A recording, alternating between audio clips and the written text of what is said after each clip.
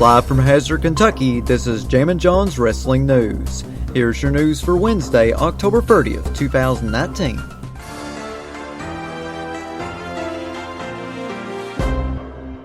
If you watched AEW Dynamite earlier tonight, you've seen that SCU defeated the Lucha Brothers to become the first ever AEW Tag Team Champions. Scorpio Sky pinned Pentagon Jr. with an inside cradle to pick up the victory. Big congratulations to SCU for accomplishing such a historic feat. Also, if you watched NXT earlier tonight, you've seen that it was announced that a women's War Games match will take place at NXT TakeOver War Games Free in Chicago.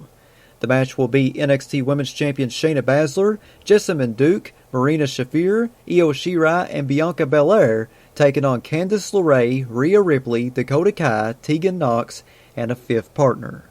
The WWE announced the following today. At a special press conference at King Fahd International Stadium in Riyadh this Wednesday morning, the WWE announced that the first ever women's match in Saudi Arabia will take place at Crown Jewel as part of Riyadh's season, which includes more than 100 events over a 2-month span featuring world-class entertainment and sports properties. WWE superstars Natalya and Lacey Evans will battle at Crown Jewel, one of WWE's premier pay-per-view events, which also features the likes of Roman Reigns, the undefeated lineal heavyweight boxing champion Tyson Fury, WWE champion Brock Lesnar, Universal champion Seth Rollins, and many more. To say that Natalya has had a storied history with Evans in recent months is an understatement. The two competitors have fought tooth and nail in several high-stakes contests, including a brutal last woman standing match on Monday Night Raw, with the Queen of Hearts winning by powerbombing her foe off the side of the stage and through a table. The Queen of Hearts and the lady will certainly welcome the opportunity to once again get their hands on each other, and they'll be doing so in a historic match at King Fahd International Stadium. WWE Crown Jewel will stream live on the WWE Network tomorrow at 1 p.m. Eastern Time, and the WWE Crown Jewel Kickoff begins at 12 p.m. Eastern Time on WWE Network, WWE.com, the WWE app, YouTube, Twitter, Facebook, and Twitch. In a video posted to social media, Renee Young stated that the first guest for the official debut of WWE Backstage on November 5th is a very big deal. Renee also said that the huge news about the first guest will be revealed on this Friday's edition of SmackDown. After turning heel at Impact Wrestling's Bound for Glory pay-per-view, Rob Van Dam has taken advantage of his new persona and took aim at All Elite Wrestling on social media. It all started when Derek Boucher tweeted to RVD, "You should go to AEW, it's a better fit for you, sir." Rob Van Dam fired back at Derek by saying, "You should quit telling me what I should do," especially suggesting a downgrade like that. And Impact Wrestling tweeted, "With RVD, there will be no Kenny Omega, there will be no Daniel Bryan. Without RVD, there will be no Young Bucks.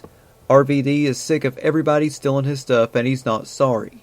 In an interview with WrestlingInc.com, Diamond Dallas Page commented on if he'll do a match in All Elite Wrestling. DDP said, "I gotta say no, truthfully, and I'm not working you. My body feels too good that I don't want to screw anything up. I really don't see it happening with another match. Some diamond cutters, I have plenty of those left in me. But actually working, I'm going to say no right now because I'd have to get paid to take any kind of bumps. If Cody needs me to do something, then I'm going to do it. Getting in the ring, I want the young boys to do their thing. These are the superstars where if I can help them get any cred, I did it back in the TNA days when they brought back me and Scott and Kev. That's what got them on Spike. These guys are already on TNT."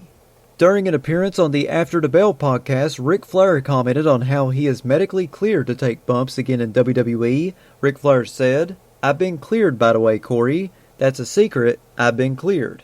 I've got a medical release, so never ever forget who the dirtiest player in the game is. I'll be equipped and ready, in the words of Pedro Morales, for any kind of action." Thanks to WrestlingInc.com for the quote. And finally, here on Jammin John's Wrestling News, during an appearance on the After the Bell podcast, Seth Rollins commented on getting booed by fans in recent weeks. Rollins said, "You know, you said internet darling, and the funny thing is you said it goes back to Tyler Black. But shoot, you could go back 6 months. You could go back a year ago from Hell in a Cell. You know what I mean? I was everybody's favorite."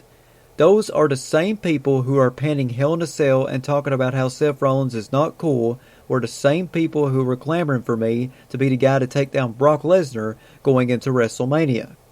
I don't know what changed except for the fact that I became the person that they wanted me to be, and then they hated me for it. So it's a very fickle audience. It is what it is. To answer your question directly, it feels awful. It is not a good feeling to go out there and put your body on the line, and not just at Hell in a Cell, every single night for the past however many years I've been doing it. I go out and compete at an extremely high level, and dare I say that I'm one of the very best at my job, and I do what I have to do when I have to do it. And look, it's not always pretty, but you go out there and you do your job and you do it well. People don't like it, and it is what it is, but it hurts your feelings. Seth Rollins continued on by saying, "You're a human being. You go out there and work hard, and it's fine. You can have your opinion on it, but it's a tough pill to swallow sometimes." Thanks to ringsidenews.com for the quotes. That is your news for Wednesday, October 30th, 2019. I just want to say this first and foremost, there will not be a review of Crown Jewel tomorrow because I will not be watching it. However, be sure to check back for the special Halloween edition of Jammin John's Wrestling News on Amazon Alexa devices, Spotify, YouTube, Stitcher, iTunes, and Player FM. Follow me on Twitter at John Caldwell, JONCOLWELL. Follow me on Instagram, the Jammin John.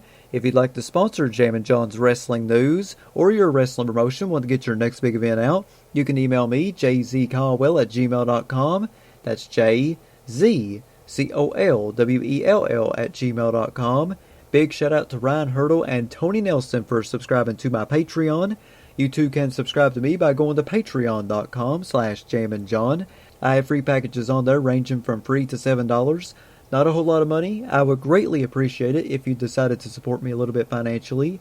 Once again, that's patreon.com/jamminjohn. This is Jammin John saying thanks, goodbye, and I'll see you tomorrow.